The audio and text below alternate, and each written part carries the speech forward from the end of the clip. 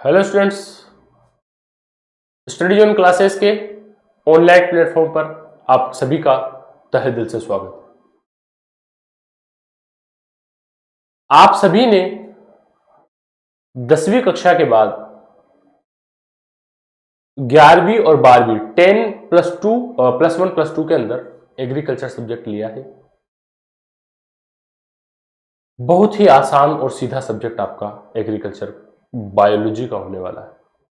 मैं फैजान खान आपको agriculture biology पढ़ाऊंगा और समझाऊंगा। हम बायोलॉजी को उसके सबसे आसानतम तरीका जो हो सकता है उससे पढ़ना स्टार्ट करेंगे।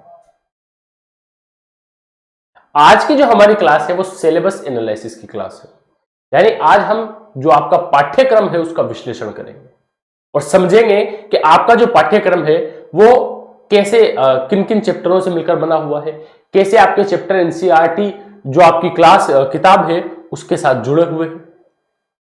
एनसीईआरटी के अंदर आपके सिलेबस के अंदर 14 पार्ट है, 14 चैप्टर है। उन 14 चैप्टरों के अंदर मैं आपको 9 चैप्टरों के अंदर कुछ उस तरीके से आपको समझाऊंगा कि आपको बिल्कुल आसानी से समझ में आ जाएगा कि आपका जो सिलेबस है वो बिल्कुल आसान है, कोई दिक्कत नहीं है। सबसे आसान जो सिलेबस है आपका वो एग्रीकल्चर बायोलॉजी का होने वाला है। एग्रीकल्चर से भी आसान है, एग्रीकल्चर केमिस्ट्री से भी आसान है। आसानतम तरीका जो हो सकता है किसी भी चैप्टर को पढ़ने का वो आप इन क्लासों के माध्यम से आप पढ़ने वाले हो। एग्रीकल्चर बायोलॉजी की जो क्लास है वो आज से हमारी स्टार्ट होती है। आपका जो सिलेबस है वो कुल 14 चैप्टर या यूं कहूं मैं 9 चैप्टरों के अंदर डिवाइड है। इन 9 चैप्टरों या 14 चैप्टरों के अंदर आपकी बायोलॉजी बिल्कुल कंप्लीट हो जाएगी, बिल्कुल खत्म हो जाएगी। इसके अलावा कुछ नहीं है। आपका जो पहला चैप्टर है उस पहले चैप्टर का नाम है आपका पादपों के अंदर प्रजनन। पादप प्रजनन की पूरी जो प्रक्रिया है उस प्रक्रिया को हम इस चैप्टर के अंदर पढ़ेंगे। किस प्रकार पादप प्रजनन की जो प्रक्रिया है वो प्रक्रिया होगी, जर्मोप्लाज्म क्या है, संग्रहण की प्रक्रिया क्या होगी, संग्रहण की प्रक्रिया क्या होगी, पादप के अंदर स्थापन जो पादप का स्थानांतरण है, पादप के अंदर युग्मकों का स्थानांतरण है, संकरण की प्रक्रिया है, उत्परिवर्तन की प्रक्रिया है, बहुगुणिता और जैव प्रौद्योगिकी के बारे में भी। जैव प्रौद्योगिकी हालांकि आपका अगला चैप्टर भी है, लेकिन यहां भी हम कुछ जैव प्रौद्योगिकी के बारे में पढ़ेंगे और प्रमुख कृषि शोध एवं संस्थानों के बारे में भी हम पहले चैप्टर के अंदर पढ़ेंगे। लाइन बाय लाइन हम पढ़ना स्टार्ट करेंगे, पहले चैप्टर से हम पढ़ेंगे।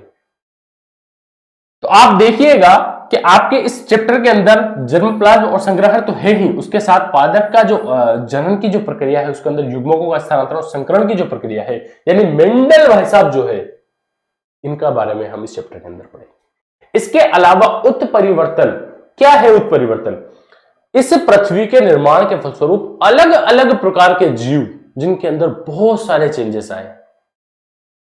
कहा जाता है कि पहले कभी जिराफ की जो गर्दन थी वो छोटी हुआ करती थी, सांप के पैर हुआ करते थे, लेकिन क्या हुआ ऐसी क्या घटना घटी जिसके फलस्वरूप उनके अंदर ये चेंजेस आए? किस प्रकार बंदरों से सामान्य मनुष्य का निर्माण हुआ?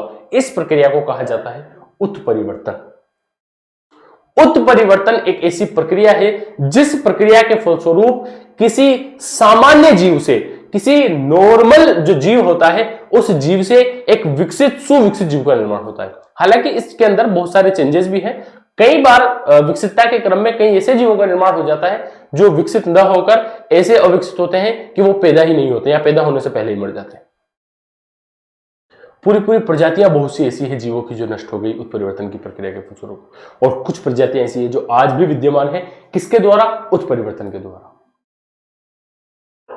जब हमारी इस पृथ्वी का जो दौर आया था जिसे शीत युग कहा जाता है, उस कोल्ड दौर के अंदर, उस ठंडे दौर के अंदर अगर जिन जीवों के अंदर उत्परिवर्तन की प्रक्रिया के फलस्वरूप ऐसे अलग अलग प्रकार के लक्षणों का निर्माण हो गया, ऐसे उनके अंदर चेंजेस आ गए जिन चेंजेसों के माध्यम से वो उस टाइम पीरियड को सफर कर पाए, वो बच पाए और आज जिंदा है। जो उस दौर को नहीं सह पाए वो जीव आज विलुप्त हो गए। तो इंसान या किसी भी जीव की जो प्रोसेस है, जो उसके बनने की प्रक्रिया है, उस बनने की प्रक्रिया के अंदर सबसे महत्वपूर्ण जो उसके जीवन की अवधि है वो है उसके उत्परिवर्तन। हमेशा जीवों के अंदर उत्परिवर्तन, विकास की प्रक्रिया चलती रहती है। करोड़ों करोड़ों सालों में जीवों के अंदर उत्परिवर्तन आता है। मानव क्या है? मानव वो भी है। इस पृथ्वी पर सबसे नया जो प्राणी है वो हमारा मानव है, हम है। हमारा मानव क्या? हम है, हम होमो सेपियंस है। उसके बाद हम बहुगुणिता पढ़ेंगे, जीव प्रौद्योगिकी पढ़ेंगे। हालांकि जीव प्रौद्योगिकी का जो विशिष्ट बिल्कुल खोलकर हम अध्ययन करेंगे इसके अगले चैप्टर में। और प्रमुख कृषि शोध और संस्थानों के बारे में हम इसके अंदर अध्ययन करेंगे कि कृषि के ऊपर, पादपों के प्रजनन के ऊपर किस प्रकार शोध किए गए हैं, कौन कौन से संस्थान हैं जिनके द्वारा ये शोध किए गए हैं, क्या शोध था, इसके बारे में हम अध्ययन इस चैप्टर के अंदर करेंगे। नेक्स्ट जो आपका चैप्टर होने वाला है वो है जैव प्रौद्योगिकी, उसकी परिभाषा और उसका संक्षिप्त में इतिहास। बिल्कुल छोटा ब्रीफ में हम उसका इतिहास पढ़ेंगे कि किस प्रकार जैव प्रौद्योगिकी का जो निर्माण हुआ। क्या है जैव प्रौद्योगिकी? हिंदी में अगर हम बोले इसे, इंग्लिश में बायोटेक्नोलॉजी। बायोटेक्नोलॉजी क्या है? बायोटेक्नोलॉजी या आनुवांशिक इंजीनियरिंग भी हम इसे कहा जा सकता है। इसके अंदर आनुवांशिकी, अभियांत्रिकी का सामान्य परिचय हम पढ़ेंगे। किसी जीव का जो आनुवांशिक पदार्थ होता है, आनुवांशिक पदार्थ होता है अर्थात किसी भी जीव के अंदर उसके लक्षण नेक्स्ट पीढ़ी में जब जाते हैं, जब एक जीव के लक्षण उसकी अगली पीढ़ी में ट्रांसफर होते हैं तो वो किन के माध्यम से होते हैं? डीएनए। और डीएनए क्या है? एक आनुवांशिक पदार्थ है।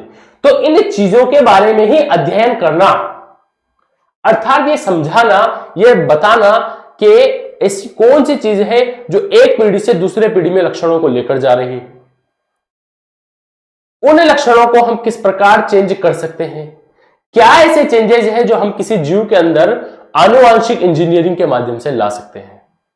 अगर आनुवांशिकी इंजीनियरिंग प्रोजेक्ट पूर्ण रूप से सफल होता है तो हम हमारे मुताबिक बनाए बनाए जीवों का निर्माण कर सकते हैं। किसी जीव के अंदर जैसे गुण होने चाहिए वैसे गुणों वाले विकसित जीव का निर्माण हम कर सकते हैं। किसके माध्यम से?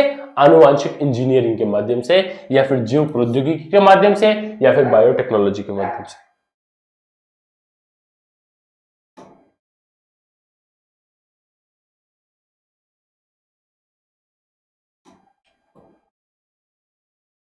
यहां तक आपको मेरी बात बिल्कुल क्लियर हो गई होगी, इसके अंदर कोई दिक्कत नहीं होगी। इसके बाद हम किन किन संसाधनों का इसके अंदर उपयोग किया जाता है, संसाधन आनुवांशिकी अभियांत्रिकी के चरण पढ़ेंगे। इस अभियांत्रिकी के जो चरण है उनके बारे में हम अध्ययन करेंगे। नेक्स्ट जो होगा आपका ट्रांसजेनिक जीव, पादप, जंतु, उनका उत्पादन और महत्वपूर्ण उदाहरणों के बारे में अध्ययन करेंगे। क्या होते हैं ट्रांसजेनिक जीव?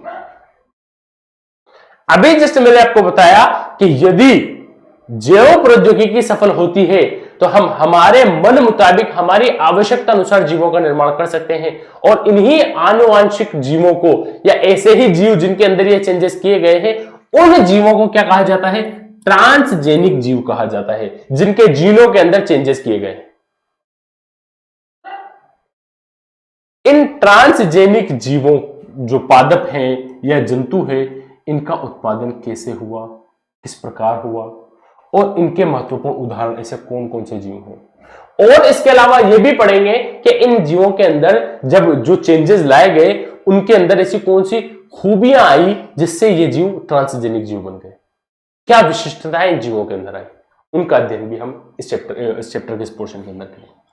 उसके अलावा बायोटेक्नोलॉजी यानी जैव प्रौद्योगिकी का कृषि के अंदर महत्व भी हम पढ़ेंगे इस चैप्टर के अंदर। ये इस पूरे आपके सिलेबस का सबसे इंपॉर्टेंट टॉपिक चैप्टर होगा। आप इस पर स्टार लगा लीजिए। इंपॉर्टेंट भी अगर नहीं कहूं मैं, परीक्षा की दृष्टि से भी ये इंपॉर्टेंट है। उसके अलावा आपकी पूरी एग्रीकल्चर नहीं, आपकी पूरी जो बायोलॉजी है, 12th क्लास जो बायोलॉजी है, आपकी जनरल बायोलॉजी है, उसके अंदर भी ये चैप्टर है और वहां भी ये बहुत ज्यादा इंपॉर्टेंस रखता है। ये चैप्टर आपके परीक्षा की दृष्टि से कहें या आपके सबसे जो एक कॉम्प्लिकेटेड जो चैप्टर होगा वो आपका ये होगा, जैव प्रौद्योगिकी। मैं बिल्कुल आसान तरीके से, जितना हो सकता है उतना आसान तरीके से आपको उसे पढ़ाने की कोशिश करूंगा। फिर कृषि के अंदर जो प्रौद्योगिकी का जो महत्व है, और ध्यान रखिए जो ट्रांसजेनिक जीव है इनके अंदर जो पादप है, जंतु है, इन पादपों को बीटी पादप भी कहा जाता है। आपने बीटी कपास वगैरह, बीटी फसलों का नाम सुना होगा। एक रोजी गाय है जिसका निर्माण किया गया, और भी बहुत सारी चीजें हैं जिनका हम इसके अंदर अध्ययन करें। नेक्स्ट जो आपका टॉपिक होने वाला है वो होने वाला है उत्तक संवर्धन। किस प्रकार उत्तकों को, किसी भी जीव के उत्तकों को संवर्धित माध्यम में या उस उत्तक के अनुकूल वातावरण में रखा जाता है, और अनुकूल वातावरण में रखने के पश्चात उन उत्तकों के अंदर किसी जीव से जुड़े रहने के बाद भी, मतलब ना जुड़े रहने के बाद भी, जब वो किसी जीव से अलग हो जाएगा उसके बाद भी उसको ऐसे माध्यम में रखा जाए, संवर्धित माध्यम में रखा जाए कि उसका कोशिका विभाजन लगातार चलता रहे। जब उसका कोशिका विभाजन लगातार चलता रहेगा तो उस माध्यम को संवर्धित माध्यम कहा जाएगा, और इस प्रक्रिया को उत्तक संवर्धन कहा जाएगा। उत्तकों को संवर्धित करके रखना उत्तक संवर्धन कहलाता है। पराग कणों को संवर्धित करके रखना पराग संवर्धन कहलाता है। कोशिका को संवर्धित करके रखना कोशिका संवर्धन कहलाता है। और यह हमारे लिए क्यों आवश्यक है, यह कृषि में किस प्रकार उपयोगी है, इसका अध्ययन हम इसके अंदर करेंगे। पादप उत्तक संवर्धन का कृषि में महत्व। उत्तक संवर्धन की पूरी प्रक्रिया को आप इस चैप्टर के अंदर पढ़ोगे तो यह चैप्टर परीक्षा की दृष्टि से इंपॉर्टेंट हो जाता है, क्योंकि दो इंपॉर्टेंट टॉपिक, एक तो पूरी आनुवांशिक इंजीनियरिंग और एक पूरा उत्तक संवर्धन संवर्धित माध्यम आपका इस चैप्टर के अंदर आने वाला है। नेक्स्ट जो आपका चैप्टर होगा वो होगा कीट विज्ञान। क्या होगा? कीट विज्ञान। क्या है कीट विज्ञान? कीटों का अध्ययन, कीट हमारे जीवन में किस प्रकार उपयोगी हैं, उनका अध्ययन हम इसके अंदर करेंगे। आपको लग रहा होगा कि भाई कीड़े मकोड़े हैं, ये हमारे जीवन में कैसे उपयोगी होंगे?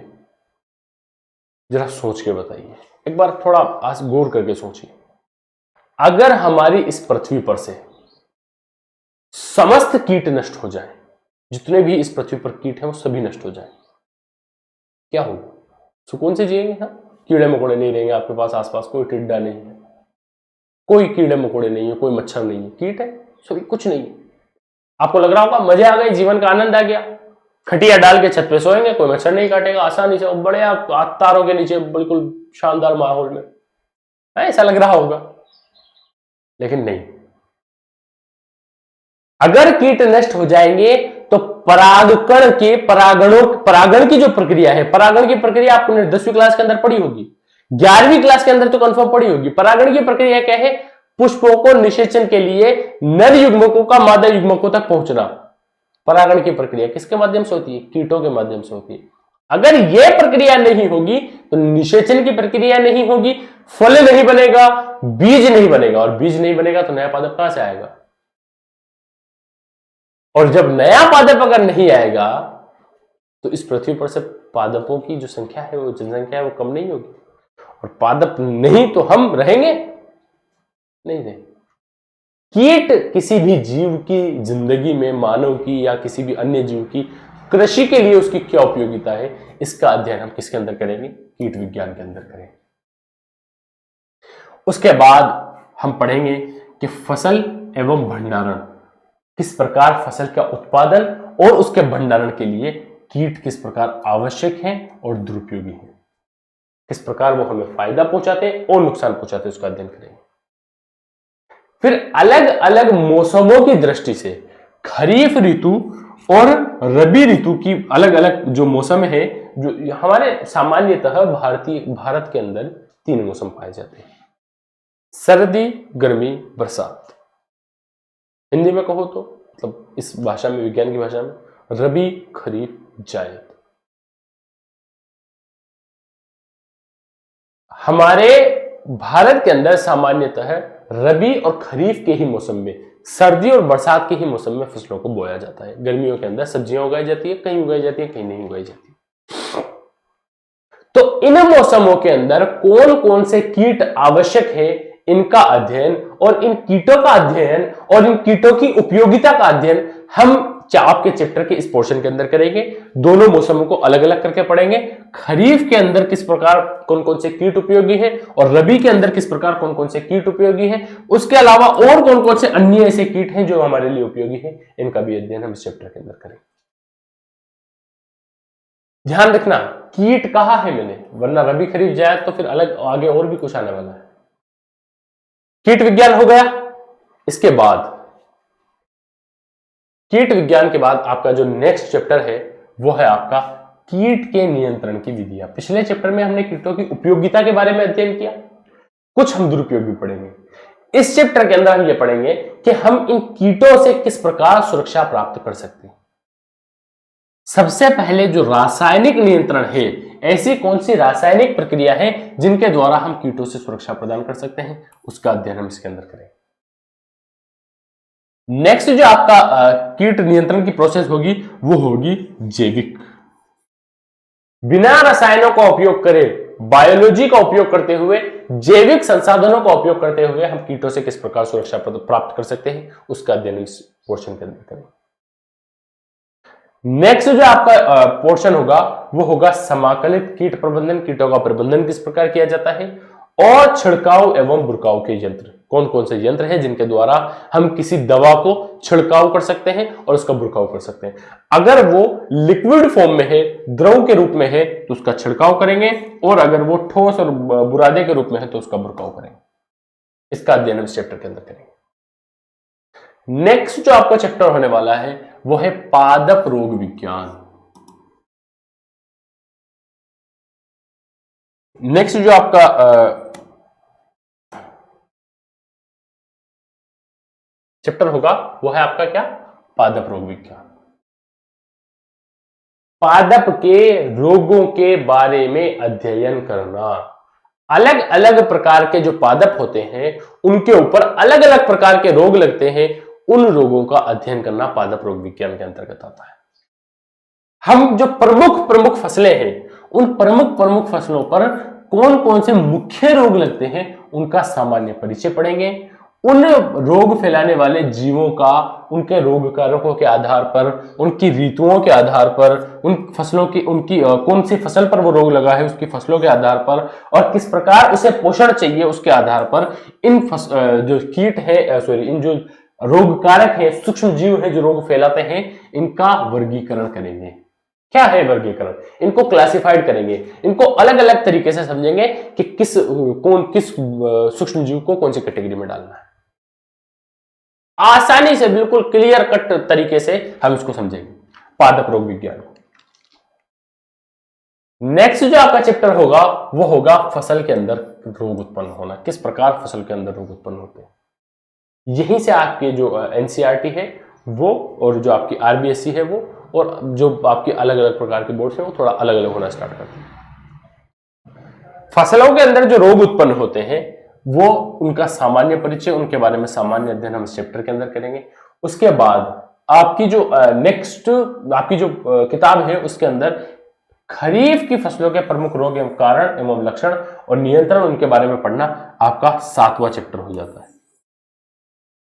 रबी की फसलों के प्रमुख रोग, लक्षण, कारण, नियंत्रण, इनका अध्ययन करना आपका 8वां चैप्टर हो जाता है। राजस्थान के महत्वपूर्ण फलों के रोग, कारण, लक्षण एवं नियंत्रण, यह आपका 9वां चैप्टर हो जाता है। बिल्कुल आसानी से आप इसको समझ गए होंगे। सबसे पहले हम क्या पढ़ेंगे, जो खेतों के अंदर जो फसलें उत्पन्न होती है, कृषि में जो फसलें उत्पन्न होती है, इन फसलों के ऊपर कौन कौन से रोग कारक रोग फैलाते हैं उनका बारे में हम पढ़ेंगे, और उन रोगों का सामान्य परिचय हम पढ़ेंगे। नेक्स्ट चैप्टर के अंदर, या इस मैं कहूं तो इस चैप्टर के नेक्स्ट पोर्शन के अंदर हम पढ़ेंगे कि खरीफ ऋतु में, बरसात के मौसम में कौन कौन से रोग पादपों के अंदर उत्पन्न होते हैं, उन रोगों को हम किन लक्षणों के आधार पर पहचान सकते हैं। जैसे आपने सुना होगा कि जो प्रथम वायरस है टोबैको मोजेक वायरस, जो तंबाकू के अंदर रोग उत्पन्न करता है, कैसे पहचाना गया। तंबाकू के पौधे की पत्तियों पर कुछ धूल से कण थे, कुछ धूमिल धूमिल सी अवस्था थी, कुछ ऐसे कण थे। बाद में पता चला कि ये कण नहीं है, ये तो क्या है, टोबैको मोजेक वायरस है, जो तंबाकू के अंदर मोजेक रोग नाम उत्पन्न करता है तंबाकू के अंदर, और तंबाकू के पौधे को खराब करता है। तो कैसे, क्या लक्षण है किसी रोग को पहचानने के, उनका हम अध्ययन करेंगे, और इनसे बचाव किस प्रकार किया जाता है उनका भी अध्ययन। पूरी तरीके से आपको डॉक्टर बना के भेजेंगे। कौन सा डॉक्टर? पादपों का डॉक्टर। नेक्स्ट, रबी की फसलों का जो अध्ययन है वो हम नेक्स्ट चैप्टर, या मैं कहूं इस चैप्टर के अगले नेक्स्ट पोर्शन के अंदर हम अध्ययन करेंगे कि रबी की जो फसलें हैं उनके अंदर मुख्य मुख्य कौन कौन से रोग लगते हैं, क्या क्या उनके लक्षण हैं, और क्या क्या उनका नियंत्रण है, उसको हम अध्ययन करेंगे। उसके अलावा राजस्थान के अंदर जो महत्वपूर्ण फल हैं, उन फलों के अंदर कौन कौन से रोग उत्पन्न होते हैं, उन रोगों के क्या क्या लगने के कारण हैं, क्या क्या उनके लक्षण हैं, और किस प्रकार उनका नियंत्रण किया जाता है, इसका भी अध्ययन हम इसके अंदर करेंगे। राजस्थान वाले विद्यार्थियों के लिए ये आपको थोड़ी सी एडवांटेज हो जाएगी। बाकी एनसीईआरटी में भी ये चैप्टर है, पर ये चैप्टर इस पोर्शन के अंदर है, तो इसको थोड़ा सा आप राजस्थान की दृष्टि से ना लेकर पूरे भारत की दृष्टि से ले लें। ठीक है। नेक्स्ट जो आपका चैप्टर होने वाला है वो है निमेटोड्स। क्या है निमेटोड्स? स्लग और स्नेल, घोंगे जो है, घोंगे या छोटे छोटे जीव किस प्रकार किसान के प्रेमी है, किसान के मित्र हैं, वो किस प्रकार किसान को फायदा पहुंचाते हैं और किस प्रकार कभी कभी फसलों को नुकसान पहुंचाते हैं, उनका अध्ययन हम इसके अंदर करेंगे। सबसे पहले तो हम निमेटोड्स का सामान्य परिचय देखेंगे, उनका वर्गीकरण करेंगे, किस प्रकार कौन कौन से वर्ग में किसे रखा जाता है, और उनकी सामान्य संरचना कैसी होती है, इसका भी अध्ययन हम इसके अंदर करेंगे कि उनका शरीर सामान्यतः किन किन चीजों से मिलकर बना होता है। लेकिन ये फायदा तो करते हैं, उसके साथ ही साथ नुकसान भी करते हैं, और उन्हीं नुकसानों का अध्ययन हम निमेटोड जनित रोगों के अंदर करेंगे। क्या क्या वो रोग है, किन कारणों की वजह से वो रोग उत्पन्न हुआ, उसका अध्ययन, क्या उस रोग के लक्षण हो सकते हैं, उनका अध्ययन, और किस प्रकार उन रोगों से बचा जा सकता है, उनका नियंत्रण हम इस पोर्शन के अंदर करें।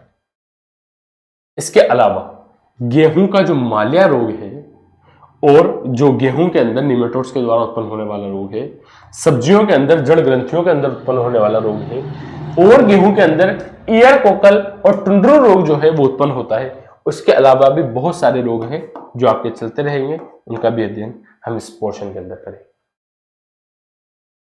नेक्स्ट जो आपका चैप्टर होने वाला है वो है कृषि महत्व के महत्वपूर्ण या प्रमुख जंतुओं का अध्ययन।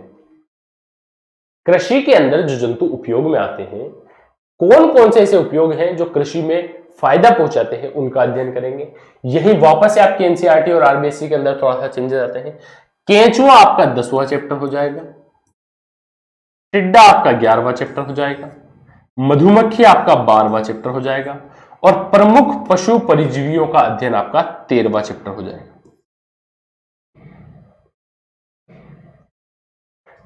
केंचुआ किस प्रकार उसकी संरचना होती है, कौन सा उसका वर्गीकरण है, उसके शरीर के अंदर किस प्रकार के कौन कौन से अंग पाए जाते हैं, यह श्वसन, गमन, चलन, जनन, जितनी भी प्रक्रिया है ये किस प्रकार करता है, उनका अध्ययन हम इस पोर्शन के अंदर करेंगे।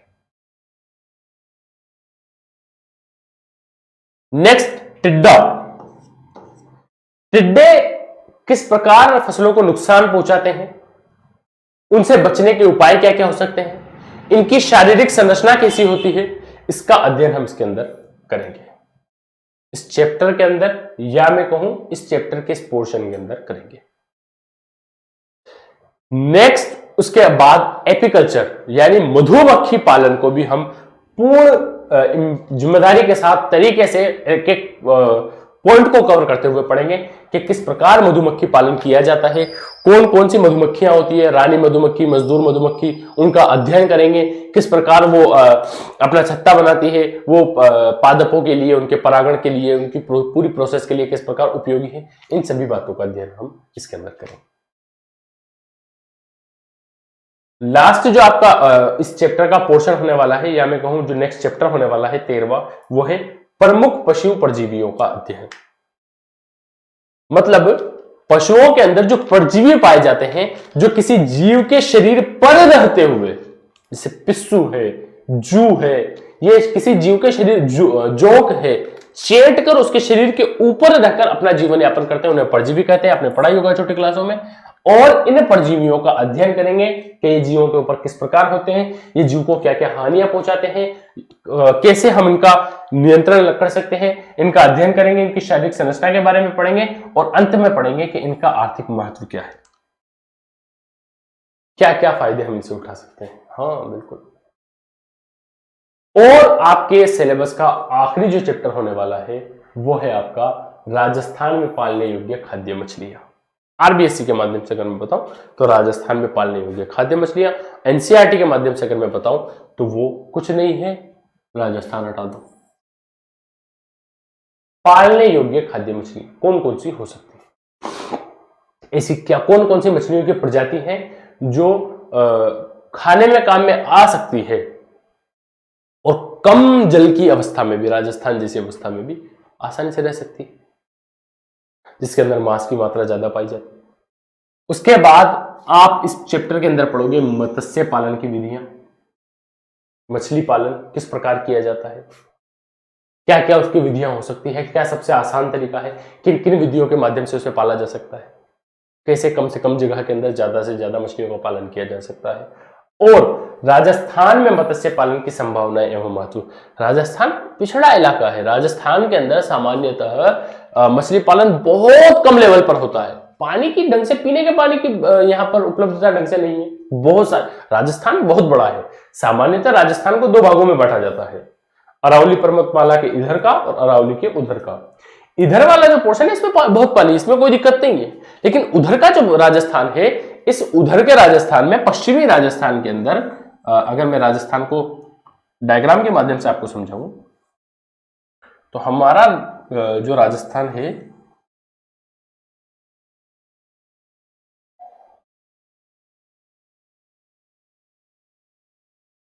कुछ कुछ इस प्रकार का है, और इस राजस्थान को अरावली पर्वतमाला इस प्रकार दो भागों में बांटती है। जो हमारे इधर वाला पोर्शन है,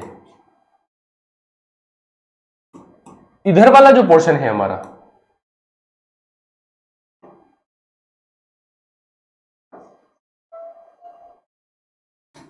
हाँ इधर वाला जो पोर्शन है हमारा बिल्कुल हरा भरा है, कोई दिक्कत नहीं है इसमें, ठीक ठाक पानी है। क्यों? क्योंकि बंगाल की खाड़ी से, आपको मैं बिल्कुल आसानी से समझाऊं बहुत सिंपल तरीके से, तो ये जो हमारा भारत है,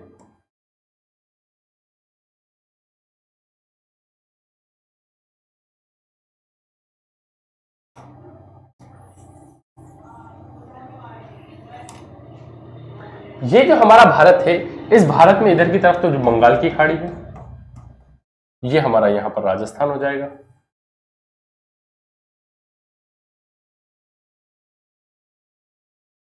हालांकि मेरी थोड़ी चित्रकला अच्छी नहीं है, ड्राइंग अच्छी नहीं है, तो आप समझ सकते हैं, थोड़ा सा कंप्रोमाइज कर लीजिएगा। इधर की तरफ जो बंगाल की खाड़ी है, यहां से जो हवाएं उठेंगी, जो जल लेकर आएंगी, ये हवाएं, आपको बताया मैंने, अरावली पर्वतमाला राजस्थान को ऐसे काट देती है। अब ये जो हवाएं पानी को लेकर आएंगी, ये इधर से आएंगी और यहां पर आकर इन पर्वतों से टकराकर यहीं पर बरस जाएंगे। यहां पर पानी नहीं जा पाएगा, यह क्षेत्र सूखा रह जाएगा। तो थार का मरुस्थल भी यही है। अब अगर थार का मरुस्थल यही है, यहां पानी नहीं जा पाएगा, तो इन जगहों पर पानी की कमी आएगी और ये जगह हरा भरा होगा। अगर ये जगह हरी भरी होगी तो इन क्षेत्रों के अंदर मछली पालन की संभावना है, इन क्षेत्रों के अंदर मछली पालन की आसानी से संभावना है। तो इन संभावनाओं और किस प्रकार इनका महत्व हो सकता है, क्या क्या इनका महत्व हो सकता है, कैसे हम इनको बढ़ावा दे सकते हैं, उसका अध्ययन हम इस पोर्शन के अंदर करेंगे। और यही आपका सिलेबस समाप्त, ये आपका 14वां चैप्टर हो जाएगा। इसके माध्यम से आपकी जो आरबीएससी की बुक है उसके माध्यम से खत्म, बस। और क्या है, बिल्कुल आसान तरीका जो बायोलॉजी पढ़ने का हो सकता है, उसके माध्यम से मैं आपको पढ़ाऊंगा। बहुत ही आसान, सरल एवं सुगम तरीके से आपके इन चैप्टरों का हम अध्ययन करेंगे। सबसे सिंपल अगर कोई सब्जेक्ट है तो वो है एग्रीकल्चर बायोलॉजी, जिसको मैं आपको पढ़ाने वाला। कोई समस्या आपको उत्पन्न नहीं होनी चाहिए, बिल्कुल तरीके से हम पूरा जो पोर्शन है हमारा सिलेबस है उसको खत्म करेंगे। आपने क्वालिटी से समझौता नहीं किया है, इसलिए आप हमसे जुड़े हैं।